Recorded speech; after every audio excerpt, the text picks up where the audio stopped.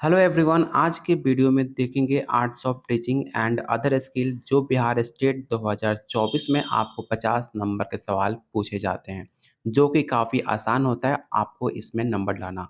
अगर आप अच्छे से प्रैक्टिस करते हो तो आराम से 50 में आप 38 से 40 नंबर इजीली ला सकते हो। अभी तक हमने टोटल 15 से ज़्यादा प्रीवियस ईयर क्वेश्चन हमने कंप्लीट कर लिया है।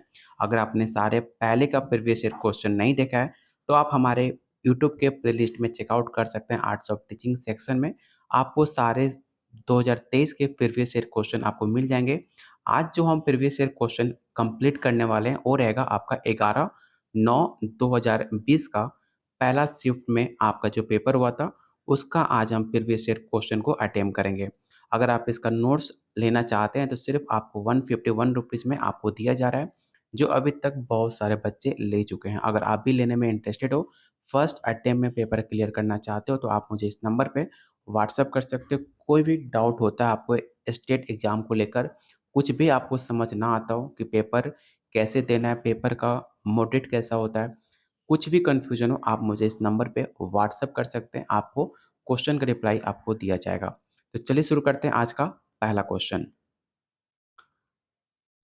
पहला क्वेश्चन है छात्र केंद्रित शिक्षा शास्त्र की क्या विशेषता है? मतलब इसमें आपसे क्वेश्चन पूछा जा रहा है चाइल्ड सेंटर पेडागोजी मतलब उसको हम प्रमोट क्यों करते हैं? तो इसका जो राइट आंसर होगा ऑप्शन बी, बच्चों के अनुभव को प्रमुखता देना। किसी भी स्कूल में सबसे इम्पोर्टेंट होता है जो बच्चे होते हैं उनके एक्सपीरियंस को, उनकी बातों को महत्व देना। तो ऑप्शन इसका बी राइट आंसर होगा। क्वेश्चन नंबर सेकंड है इमोशन एंड संज्ञान एक दूसरे से डैश है, अलग है, स्वतंत्र है या उसके पूर्णतः अलग है या संबंधित है या संबंधित नहीं है। आपको ये बताना है कि इमोशन एंड कॉग्निशन होता क्या है। आपको पता है कि इमोशन आपके भाव, प्यार, गुस्सा, दुःख ये सब आपके इमोशन के प्रकार, इमोशन के टाइप माने जाते हैं। वही बात की जाए कॉग्निशन, कॉग्निशन मतलब आपका ज्ञान, आपका लॉजिकल थिंकिंग, ये सब आपके कॉग्निशन के अंदर आते हैं। तो आपको बताना है कि इमोशन और कॉग्निशन दोनों एक दूसरे से रिलेटेड है या नहीं है। तो इसका जो राइट आंसर हो जाएगा ऑप्शन सी होगा इंटरवोवन विथ। अगर आपको समझ नहीं आ रहा है तो आप इसको काफ़ी आसान भाषा में समझ सकते हैं कि इमोशन एंड संज्ञान एक दूसरे से सन्निहित होते हैं। इमोशन एक मानसिक सिचुएशन है जो भय, क्रोध, प्रेम आदि से जुड़ा होता है। वही आपका संज्ञान अनुभव एवं इंद्रियों के माध्यम से ज्ञान प्राप्त करने की एक प्रक्रिया मानी जाती है। तो आप काफ़ी आसान से हिंदी भाषा में काफ़ी आसान लैंग्वेज में दिया गया है, जो कोई भी फर्स्ट टाइम पेपर दे रहा हो या चाहे आप सेकंड टाइम दे रहे हो, काफ़ी आसान से आप हर एक लाइन को पढ़कर अपने कन्फ्यूजन को दूर कर सकते हो। सिर्फ़ 151 में जो कि आपके डेली पॉकेट मनी से काफ़ी कम रेट में आपको दिया जा रहा है। अगर आप बिहार स्टेट को क्लियर करना चाहते हो तो एक बात हमेशा याद रखना, अभी शायद आपको समझना है जब आप पेपर क्वालीफाई जब आप पेपर देकर आओगे, तो मैंने जब अपना फर्स्ट स्टेट या सेकंड स्टेट या बीपीएससी मैंने जो क्लियर किया था, स्टेट के लिए सबसे ज़्यादा इम्पोर्टेंट है आपका arts of teaching and other skill. BPSC के लिए आपको जीके, जीएस सबसे मोस्ट इम्पोर्टेंट है, आपको पेपर क्वालीफाई करने के लिए सबसे ज़्यादा हेल्प वही मिलता है क्योंकि ये सारे ऐसे सब्जेक्ट हैं जहाँ पर आप स्कोर 50 में 38-40 नंबर आसानी से ला सकते हो। चलते हैं क्वेश्चन नंबर थर्ड पे। क्वेश्चन थर्ड है अनेक घटनाओं के बारे में बच्चों के द्वारा बनाए गए सहानुभूत सिद्धांतों के संदर्भ में एक शिक्षक को क्या करना चाहिए? तो सारे पहला ऑप्शन है बच्चों के इन सिद्धांतों को अनदेखा कर देना चाहिए। ऑप्शन बी है बच्चों को दंडित करना चाहिए, तो बच्चों को कभी हम दंडित नहीं करते हैं। बच्चों के इन सिद्धांतों को अनदेखा करना चाहिए ऐसा कुछ नहीं है। कोई भी बच्चा एक्टिविटी करता है, हम किसी भी बच्चे को अनदेखा नहीं करना कर सकते हैं और ना ही बच्चे को हम दंडित कर सकते हैं। तो पहला ऑप्शन ए और बी दोनों आपका यहीं पर गलत हो गया। ऑप्शन सी है बार-बार याद करने के द्वारा एक सही सिद्धांत पर बल देना चाहिए। आपको पता है कि एनसीएफ 2005 बच्चे को रट्टा मारने के खिलाफ बोलता है। आप कभी भी बच्चे को, चाहे आप हो, चाहे कोई बच्चा हो, उसको कभी भी रट्टा मारने की हम सलाह नहीं देते हैं। रट्टा मारना एक आपका एक नेगेटिव पॉइंट है।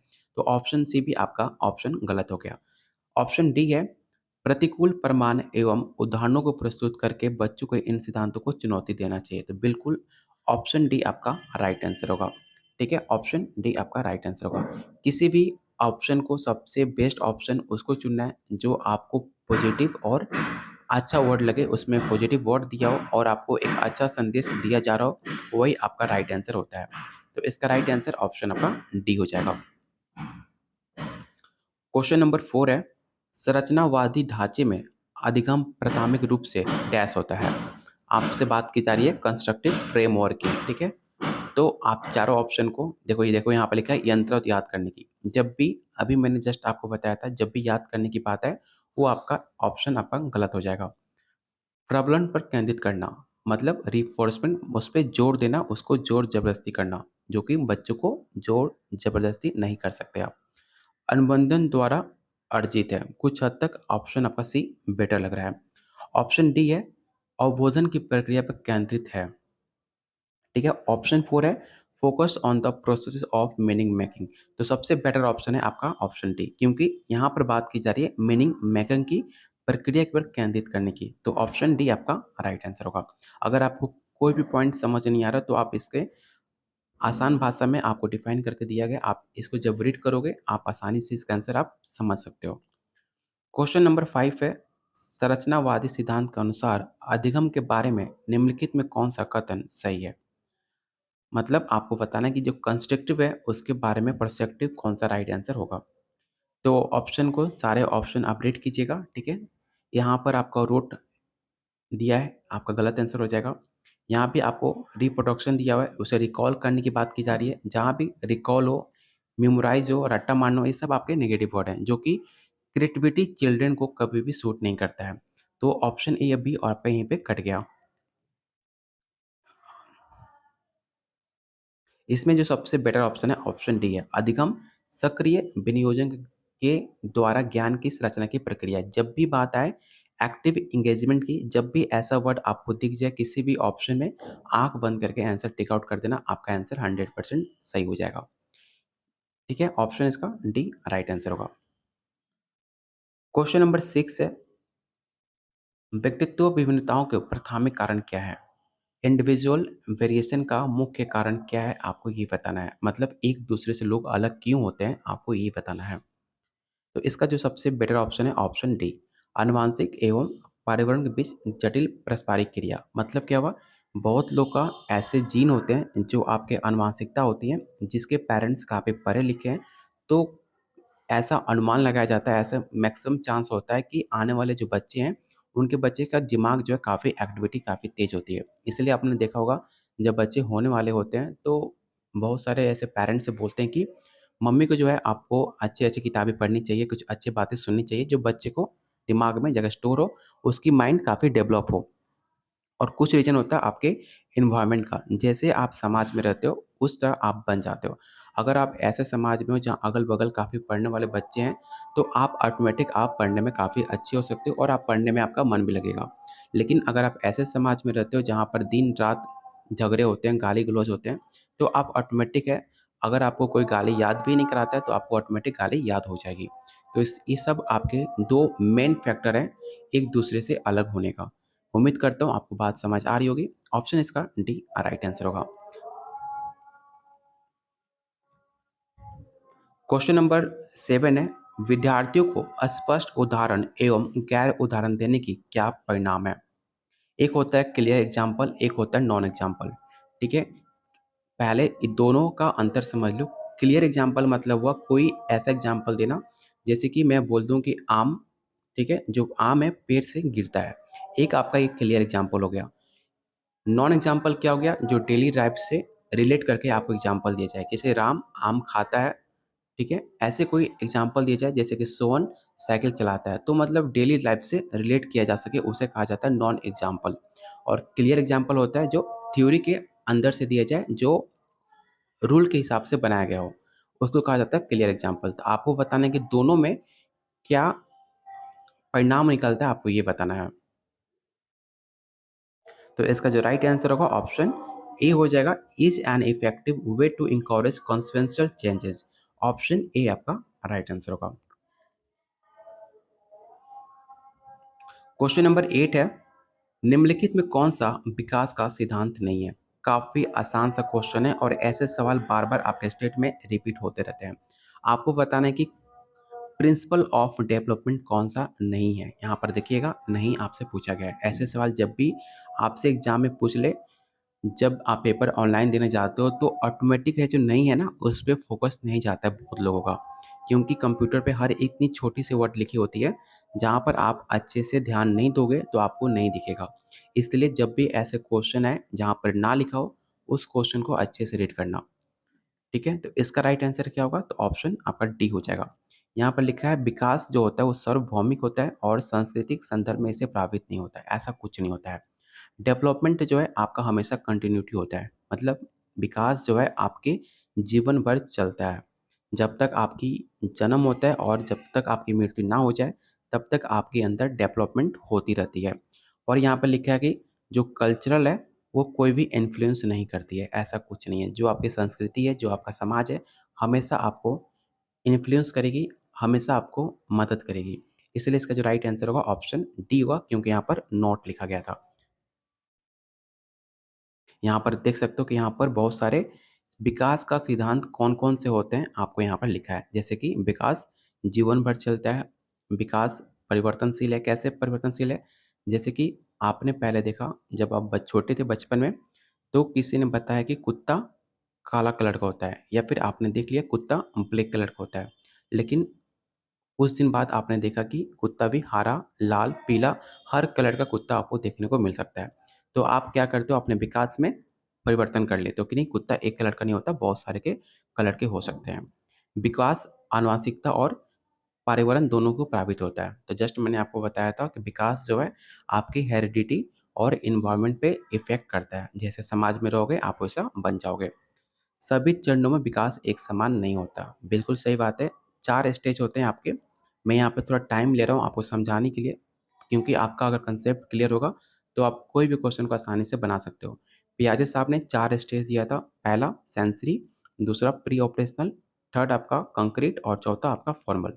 जो एज था 0 से 2 वर्ष, 2 से 7 वर्ष, 7 से 11 और 11 से 17।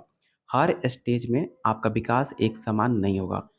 आप आपने अगर सीटेट में पढ़ा हो तो आपको पता होगा जो 0 से 2 वर्ष होता है उस टाइम विकास काफ़ी ज़्यादा मतलब काफ़ी ज़्यादा फ़ास्ट होता है। जैसे फिर आप 2 से 7 7 से 11 के पीरियड में जाते हो तो आप देखोगे बच्चे काफ़ी स्लो लर्नर होते हैं, काफ़ी उनका विकास धीरे हो जाता है। फिर एक टाइम आता है 11 से 17 जहाँ पर फिर आपका जो दिमाग है, जो आपका एक्टिविटी है काफ़ी ज़्यादा तेज़ हो जाती है। तो विकास आपका एक समान नहीं रहता है, ठीक है? ऐसे बहुत सारे पॉइंट हैं जो आप रीड करोगे तो आपको हर एक पॉइंट आपको समझ आ जाएगा क्योंकि हर एक पॉइंट आपके एग्जाम के लिए काफ़ी इंपॉर्टेंट है। क्वेश्चन नंबर 9 है, विद्यार्थियों को अधिगम गतिविधियों में भागीदारी करने के लिए लगातार पुरस्कार देना, दंड का प्रयोग करने के लिए क्या प्रभाव पड़ता है? क्वेश्चन को अच्छे से समझना, अगर किसी भी स्टूडेंट को उसमें पार्टिसिपेट करने के लिए बार-बार उसको पुरस्कार दिया जाए, दंड दिया जाए, तो उससे क्या बच्चे पे इफ़ेक्ट पड़ेगा, आपको ये बताना है। तो इसका जो राइट आंसर होगा ऑप्शन डी हो जाएगा। अधिगम में बच्चों की स्वाभाविक अभिरुचि और जिज्ञासा कम होती है। ठीक है? कोई भी चीज़ अगर आप बार-बार रिपीट करते हो, बार-बार आपको दंड दिया जाए, ज़ोर-ज़बरदस्ती किया जाए, किसी पार्टिसिपेट करो, तो आपका मोटिवेशन जो है, आपका इंटरेस्ट है वो कम हो जाएगा। तो इसलिए इसका राइट आंसर ऑप्शन डी हो जाएगा। क्वेश्चन नंबर 10 है, शिक्षक बच्चों को जटिल अवधारणाओं को समझ को किस प्रकार सहज कर सकता है? चलिए इसका ऑप्शन देख लेते हैं। ऑप्शन है एक व्याख्यान देकर, तो व्याख्या देना हमेशा आपका नेगेटिव वर्ड होता है। जहाँ भी बात आए लेक्चर का, तो लेक्चर आपका एक नेगेटिव वर्ड है बच्चों के पॉइंट ऑफ व्यू से। अगर आप यहाँ पर 11-12 के लिए आ जाएँ, तो 11-12 के लिए लेक्चर को एक अलग वर्ड में मतलब एक पॉजिटिव वर्ड में माना जाता है। लेकिन आपका यहाँ बात किया जा रहा है बच्चों को लेकर, तो बच्चों को लेकर लेक्चर एक जो है नेगेटिव वर्ड है, इसलिए इसको करेक्ट हम पहले कर देंगे। कॉम्पिटिटिव एग्ज़ाम के लिए, तो बच्चे को हम कॉम्पिटिटिव एग्ज़ाम के लिए तैयार नहीं कर रहे हैं, तो ऑप्शन बी भी आपका गलत हो जाएगा। बार-बार यांत्रिक अभ्यास करना, बच्चे को हम कभी भी बार-बार याद करने की, रट्टा मारने की ये हम कभी नहीं कह सकते। तो ऑप्शन सी भी आपका गलत हो गया। ऑप्शन डी आपका राइट आंसर होगा क्योंकि आप उसको प्रोवाइड कर रहे हो बहुत सारा अपॉर्च्युनिटी जो बच्चे अपना अंदर का जो उसकी मन की बात है उसे बाहर निकाल सकते हैं। उसे मौसम मौका दिया जा रहा है अपनी बातों को रखने का। इसलिए इसका राइट आंसर ऑप्शन आपका डी हो जाएगा। यहाँ पर हर एक पॉइंट यहाँ पर दिया गया है, ठीक है? आप इसे अच्छे से पॉइंट को वीडियो को रोक कर भी पढ़ सकते हो या आप इसका स्क्रीनशॉट ले सकते हो। अगर आपके पास थोड़ा बहुत पैसा है तो आप इसे नोट्स भी ले सकते हो। क्वेश्चन नंबर 11 है, आपको बताना है कि निम्नलिखित में कौन-सी प्रथाएँ सार्थक अधिगम को बढ़ावा देती हैं? ठीक है? जब भी हिंदी में क्वेश्चन समझ ना आए, इंग्लिश को क्वेश्चन को एक बार रीड ज़रूर कर लेना। ध्यान से मेरी बात सुन लो। जितने लोग एसटीईटी की तैयारी कर रहे हैं, ऐसा बहुत बार होता है कि आपको हिंदी में ऐसे वर्ड मिलेंगे, चाहे इंग्लिश में ऐसे वर्ड मिलेंगे, जो आपको बिल्कुल समझ नहीं आएगा। उस टाइम आपको सिर्फ़ एक लैंग्वेज पे फ़ोकस नहीं करना है, आपको दोनों लैंग्वेज को आपको रीड करना है। अगर आप दोनों लैंग्वेज को रीड करते हो, क्वेश्चन को आसानी से समझ सकते हो। फिर आपका क्वेश्चन में कोई भी ऑप्शन गलत टिक आउट नहीं कर सकते हो। बहुत बार ऐसा क्या होता है कि आप एक ऑप्शन एक लैंग्वेज को रीड करते हो, क्वेश्चन कुछ और पूछ रहा है और कुछ और आप समझ लेते हो और उसमें आप गलती आंसर टिक आउट करते हो। इसलिए कभी भी पेपर देने जाना, दोनों लैंग्वेज को एक बार फास्ट मोड में एक बार क्रॉस चेक ज़रूर करना। तो आपसे पूछा जा रहा है कि निम्नलिखित में कौन-सी प्रथाएँ सार्थक अधिगम को बढ़ावा देती हैं?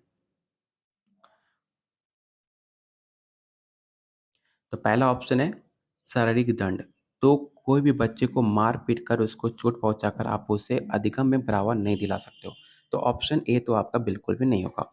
कोऑपरेटिव लर्निंग एनवायरनमेंट बिल्कुल, एक-दूसरे से बच्चे सहयोग करके, एक-दूसरे को हेल्प करके बच्चे पढ़ेंगे तो बिल्कुल भी एनवायरनमेंट अच्छा होगा। तो बिल्कुल ऑप्शन बी आपका राइट है। सतत एवं समग्र मूल्यांकन, बिल्कुल ये भी ऑप्शन आपका सही है। निरंतर तुलनात्मक मूल्यांकन मतलब एक-दूसरे से कंपेयर करना कि बच्चा काफ़ी तेज़ है, ये बच्चा काफ़ी स्लो है, ये बच्चा काफ़ी पढ़ने में तेज़ है, ये बच्चा काफ़ी बुद्धू है। ऐसा हम बच्चों के साथ कभी नहीं कर सकते। अगर आप ऐसा बिहार में टीचर बनने के बाद या फिर अभी आप बहुत सारे ऐसे टीचर होंगे, अगर आप ऐसा करते हो, तो बिल्कुल आगे से किसी भी बच्चे को, चाहे आपकी फैमिली हो, चाहे आपके बच्चे हो, कभी भी आप कंपेयर किसी से मत करना क्योंकि हर एक बच्चा अपने आप में काफ़ी ज़्यादा एक्टिव होता है, काफ़ी ज़्यादा यूनिक होता है। तो कभी भी किसी से कंपेयर आपको नहीं करना चाहिए, चाहे आपका बच्चा हो, चाहे किसी का बच्चा हो। तो इसका जो सबसे बेटर ऑप्शन हो जाएगा बी और सी। तो बी और सी कहाँ दिया है? तो ऑप्शन बी में दिया गया है। तो इसका राइट आंसर हम बी कंसीडर करेंगे। यहाँ पर देख भी सकते हैं, यहाँ पे आपको सार्थक अधिगम को बढ़ावा देने की 4 पॉइंट यहाँ पर लिखा गया है। आप इसका स्क्रीनशॉट ले सकते हो या आप इसे नोट डाउन भी कर सकते हो वीडियो को रोककर। क्वेश्चन नंबर 12 है, कक्षा में परिचर्चा के दौरान एक शिक्षक प्रायः लड़कियों की तुलना में लड़कों पर अधिक ध्यान देता है। ये किसका उदाहरण है? बहुत बार ऐसा आपने देखा होगा, काफ़ी मैंने तो काफ़ी देखा है। अपने जब मैं स्कूल टाइम में था तो लड़कों पे ज़्यादा फ़ोकस किया जाता था और लड़कियों पे काफ़ी कम फ़ोकस किया जाता था क्योंकि पहले के लोग ऐसा सोचते थे कि लड़कियाँ पढ़ने में काफ़ी कमज़ोर होती हैं। तो इसका राइट आंसर क्या होगा? तो जेंडर बायस, जब आप किसी एक लड़का हो चाहे लड़की हो, एक पे फ़ोकस करते हो, उसे हम जेंडर बायस कहते हैं, ठीक है? गलती से भी कोई और ऑप्शन मत टिक आउट कर देना क्योंकि काफ़ी ऑप्शन आपके सिमिलर दिखेंगे। कभी भी किसी भी जेंडर को लेकर पक्षपात किया जाए, तो ऑप्शन ए टिक आउट करना, जेंडर बायस। जहाँ भी बायस ऑप्शन दिखे, आप उसको राइट आंसर टिक आउट करना। ऑप्शन इसका ए राइट आंसर होगा। क्वेश्चन नंबर 13 है, बच्चों में जेंडर रूढ़िवादिता एवं जेंडर भूमिका अनुरूपता कम करने के लिए निम्नलिखित में कौन सी पद्धति प्रभावशाली है? मतलब जेंडर को लेकर अगर उसकी नज़रिया चेंज करना चाहते हो, उसको कम करना चाहते हो, तो आपके पास कौन-सा बेटर ऑप्शन है इन 4 ऑप्शन में? तो सबसे बेटर ऑप्शन है ऑप्शन ए, जेंडर पक्षपात पे बड़े में परिचर्चा करना। मतलब जब आप किसी भी जेंडर को लेकर आप जब डिस्कस करते हो, बात रखते हो, सबसे ज़्यादा इंसान अवेयर होता है, उससे बातों को सुना जाता है। ठीक है? तो ऑप्शन ए आपका राइट आंसर होगा। यहाँ आप देख सकते हो कि यहाँ पर ऑप्शन बी भी है कि जेंडर विशिष्ट भूमिकाओं को महत्व देना। ये भी ऑप्शन आपका गलत नहीं है। ऑप्शन बी भी आपका सही है, लेकिन आपके पास 4 ऑप्शन हैं और 4 ऑप्शन में सबसे बेटर ऑप्शन चुनना है, तो इसलिए हम ऑप्शन ए को चुनते हैं क्योंकि बी के कंपेयर में ऑप्शन अब ए आपका बिल्कुल ज़्यादा अच्छा है। क्वेश्चन नंबर 14 है, निम्नलिखित में किस मनोवैज्ञानिक ने बच्चों के ज्ञान के सक्रिय जिज्ञासु के रूप में देखते हुए उनके चिंतन पर सामाजिक एवं सांस्कृतिक वस्तुओं के प्रभाव को महत्व दिया है? मोस्ट इंपॉर्टेंट क्वेश्चन है, याद रखना। इसका जो राइट आंसर होगा ऑप्शन बी होगा, लेव वाइगेट्स्की। लेव वाइगेट्स्की बच्चों को लेकर सामाजिक संस्कृति के सिद्धांत के लिए जाने जाते हैं। लेव वाइगेट्स्की का जो सिद्धांत था सामाजिक एवं सांस्कृतिक था, जिसे आप सोशल कल्चर के नाम से भी जानते हैं इंग्लिश में। तो इसका राइट आंसर ऑप्शन आपका बी होगा। याद रखना पियाजे कौन से? संज्ञानात्मक सिद्धांत, ठीक है? जीन पियाजे, लॉरेंस कोहलबर्ग नैतिक विकास। ये कुछ मुख्य सिद्धांत थे जो कि जीन पियाजे, लॉरेंस कोहलबर्ग, लेव वर्गेट्सी ने दिए थे। ये सारे सिद्धांत का नाम याद रखना, सवाल आपके एग्जाम में पूछा जा सकता है। तो ऑप्शन इसका बी राइट आंसर होगा। क्वेश्चन नंबर 15 है, निम्नलिखित व्यवहारों में कौन-सा जीन पियाजे के द्वारा प्रस्तावित मूर्त सक्रियात्मक अवस्था को विशेषित करता है? जस्ट मैंने आपको बताया था कंक्रीट। कंक्रीट का एज क्या होता है? 11 से 7 से 11, ठीक है? तो आपको बताना है कि जो कंक्रीट होता है उसमें कौन-सा बच्चा इन 4 ऑप्शन में फ़ॉलो करता है। पहला ऑप्शन है परिकल्पित निगामन तर्क। ये क्या होता है? रीज़निंग क्या होता है? कोई भी चीज़ जैसे कि अगर लिख दें यहाँ पर 11, 13, ठीक है? 15, तो इस बीच में कौन-सा ऑप्शन आएगा? ये क्या हो गया? एक रीज़निंग हो गया। हाइपर एक्टिविटी मतलब जो किसी भी चीज़ को बिना देखे आप इमेजिन कर पा रहे हो, उसको कहा जाता है हाइपर एक्टिविटी, जो कि कंक्रीट के बच्चे ऐसा नहीं कर पाते हैं। इसको करने के लिए जीन पियाजे का जो चौथा स्टेज था फॉर्मल फॉर्मल स्टेज, उसको बच्चे आप इसको फ़ॉलो कर पाएँगे। तो पहला ऑप्शन आपका ऐसे ही गलत हो गया क्योंकि हाइपर एक्टिविटी आपके जीन पियाजे के चौथा स्टेज में है जिसका एज 11 से 17 होता है।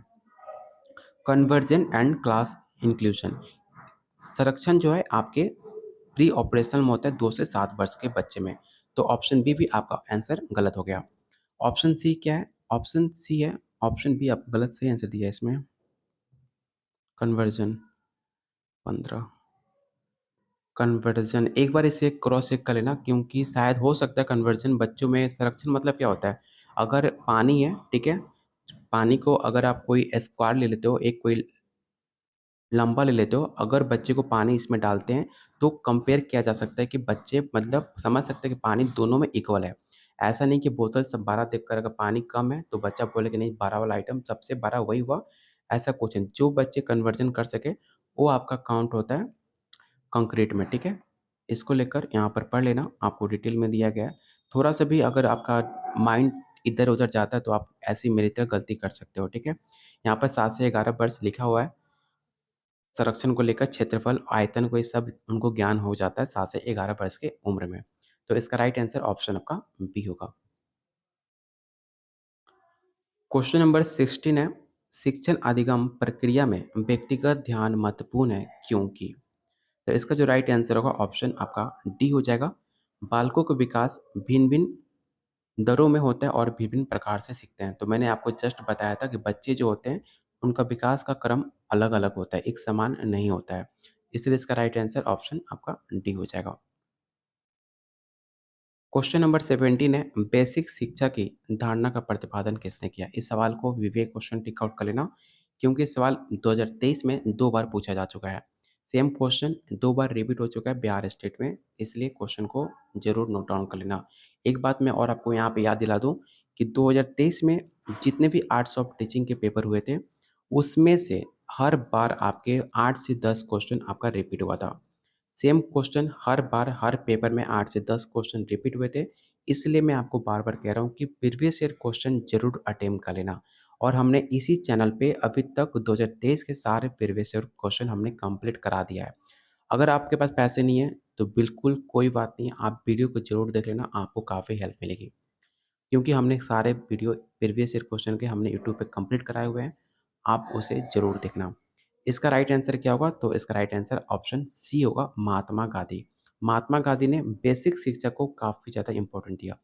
अगर आपने देखा होगा बिहार में स्पेशली, क्योंकि मैं बिहार से हूँ, तो बिहार के बच्चों के बारे में मुझे काफ़ी अच्छे से पता है कि बिहार में सबसे अगर किसी चीज़ में कमी है तो बेसिक। उनके पास बेसिक नॉलेज बिल्कुल नहीं होता है। बेसिक नॉलेज के नहीं चलते बिहार में काफ़ी ज़्यादा बेरोज़गारी बढ़ती है। किसी भी सब्जेक्ट में डीप नॉलेज नहीं होता है। आजकल पेरेंट्स, आजकल के बच्चे उस चीज़ को समझते हैं, इसलिए अपने बेसिक कांसेप्ट पे काफ़ी ध्यान देते हैं। पहले क्या होता था कि अगर आप 1 क्लास में हो, 2-3 साल बाद आप एक डायरेक्ट 5 क्लास में चले जाते हो। तो इससे क्या होता है, आपका जो बेसिक नॉलेज है वो आपका कंप्लीट नहीं हो पाता है। जिसको लेकर महात्मा गांधी ने काफ़ी ज़्यादा इसको लेकर काफ़ी इम्पोर्टेंट दिया था। तो इसका राइट आंसर ऑप्शन आपका सी होगा। ये पॉइंट याद रखना, 1946 में इसकी स्टार्ट किया था अपने आश्रम से। क्वेश्चन नंबर 18 है, एक इफ़ेक्टिव शिक्षक की गुणवत्ता का सबसे महत्वपूर्ण गुण क्या है? मतलब एक एक अच्छे टीचर की उसकी क्वालिटी क्या है, आपको ये बताना है। तो ऑप्शन आपका ए हो जाएगा एक गुड मोटिवेटर। पढ़ाए जाने वाले शिष्यों को गहन ज्ञान, ये भी ऑप्शन बुरा नहीं है। अगर आप किसी भी सब्जेक्ट में एक अच्छा नॉलेज रखते हो, तो उसे हम अच्छा कंसीडर करते हैं। एक सख्त अनुशासक तो बिल्कुल गलत है। किसी भी आपको एक स्ट्रिक्ट टीचर नहीं बनना है। शिक्षार्थियों को साथ सामान्य अमान्य बिल्कुल गलत है। इस 2 ऑप्शन में आपको कन्फ्यूज़न हो सकता है, अगर आप पेपर देने जाओगे, तो आप इस 2 ऑप्शन को आप कन्फ्यूज़ हो सकते हो, किसे आप टिक आउट करो। लेकिन जो बिहार स्टेट है, ऑप्शन डी को अपना राइट आंसर माना था, ठीक है? तो इसलिए हम ऑप्शन डी के साथ जाएँगे। लेकिन मेरे कंपेयर में अगर मुझसे पूछा जाता, तो दोनों ऑप्शन बिल्कुल आपका सही है, ठीक है? तो लेकिन बिहार स्टेट ने जो आंसर सही माना है, आप उसे ही कंसीडर करना काफ़ी आपके लिए बेटर रहेगा। क्वेश्चन नंबर 19 है, शिक्षा के उद्देश्य का निर्धारण दायित्व कौन से है? अभिभावक, अध्यापक, शिक्षार्थी या ऑप्शन डी है समाज। तो इसका राइट आंसर होगा समाज, क्योंकि समाज ही सब कुछ है आपका। समाज को देखकर ही हम शिक्षा देते हैं, तो इसका राइट आंसर ऑप्शन आपका डी हो जाएगा। क्वेश्चन नंबर 20 है, सभी शिक्षार्थियों को गृह कार्य में रुचि उत्पन्न करने के लिए क्या होना चाहिए? तो इसका राइट आंसर होगा option B, according to ability of student. मतलब जो विद्यार्थी हैं, उनकी योग्यता के अनुसार उन्हें कार्य दिया जाना चाहिए, उनको उस हिसाब से उनको पढ़ाना चाहिए। तो ऑप्शन इसका बी राइट आंसर होगा। क्वेश्चन नंबर 21, नवोदय विद्यालयों की स्थापना की गई डैश के लिए? आपने देखा होगा एनवीएस, नवोदय विद्यालय, उसकी स्थापना क्यों की गई थी, आपको ये बताना है। क्योंकि इसमें ग्रामीण क्षेत्रों में अच्छी शिक्षा प्रदान किया जा सके, इसलिए इसकी स्थापना हुई थी। लेकिन इसके जस्ट अपोजिट होता है। ग्रामीण इसमें बच्चे काफ़ी कम होते हैं। जो ऐसे बच्चे, आजकल तो अमीर घर के बच्चे ही नवाते में ज़्यादा पढ़ते हैं, या फिर ऐसे फैमिली जो अपने बच्चों को फोकस करती है। आजकल टेस्ट होता है, टेस्ट के बेस पे इसमें एडमिशन होता है। जो गरीब बच्चे हैं, उनको अच्छी कोचिंग, अच्छी तैयारी कहाँ से कराया जा सके। तो मुझे लगता है सरकार कहीं न कहीं इसमें गलती करती है। अगर बच्चे को अच्छे से पढ़ाई ना जाए, अगर आप टेस्ट लेते हो तो बच्चा कैसे क्वालीफ़ाई करेगा? तो कैसे बच्चे नवोदय में एडमिशन ले सकता है? तो कहीं न कहीं गलत है, जो इसमें जिस जिस चीज़ के लिए इसको शुरुआत की गई थी, इसके जस्ट अपोज़िट होता है। तो ऑप्शन इसका बी राइट आंसर मानेंगे। कब की गई थी? तो 1986 में की गई थी, इसे भी याद रखिएगा। क्वेश्चन नंबर 22 है, विद्यालय अपने कार्यक्रमों की सहायता में शिक्षार्थियों की मदद करता है। तो इसका राइट आंसर होगा ऑप्शन डी, उन्हें संस्कृति संपन्न कराने में। क्वेश्चन नंबर 23 है, आपको बताना है कि प्रदर्शन प्रभाव का क्या अर्थ है? तो इसका जो राइट आंसर होगा ऑप्शन आपका बी हो जाएगा, उपयोग की नकल का प्रभाव, ऑप्शन बी।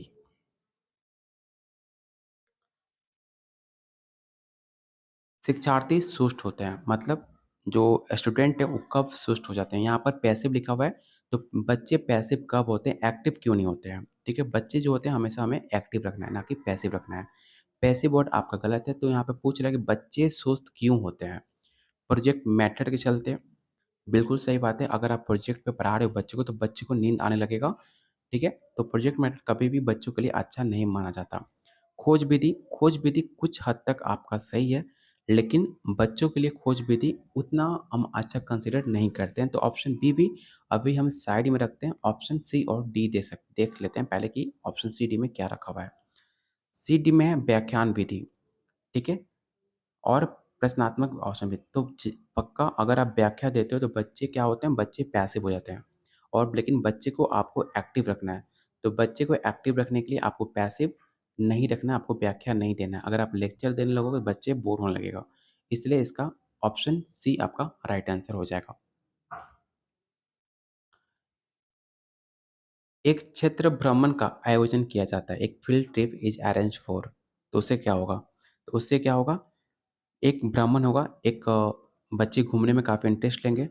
अन्य लोगों को कार्य करने हेतु देखेंगे, मतलब बच्चे देखेंगे समाज में कैसा काम हो रहा है, दुनियादारी कैसा चल रहा है, कौन क्या कर रहा है, सब उसको देखेंगे। क्रिया का अर्थ जानने की कोशिश करेंगे, जो देखेंगे उसको पॉइंट आउट करेंगे, उसको कुछ ना कुछ सीखेंगे। इसलिए इसका राइट आंसर ऑप्शन आपका डी हो जाएगा। क्वेश्चन नंबर 26 है, गृह कार्य देने का लाभ यही है, मतलब होमवर्क क्यों दिया जाता है, उसका कोई फ़ायदा है कि नहीं है? तो फ़ायदा ये है कि स्व-अध्ययन करने की उनके अंदर एक आदत विकसित हो जाएगी। पढ़ने का एक टाइम हो जाएगा कि बच्चे अपने आप को 1 घंटा, 2 घंटा बच्चे अपने आप से पढ़ सकते हैं। बस इसकी हैबिट लगानी होती है, जो एक सिर्फ़ एडवांटेज है होम वर्क करने का। तो इसका राइट आंसर ऑप्शन डी होगा। अधिगम के विषय में निम्न में कौन-सा कथन स्टेटमेंट सही है? अधिगम से रिलेटेड आपको बताना है कि कौन-सा स्टेटमेंट आपका सही है।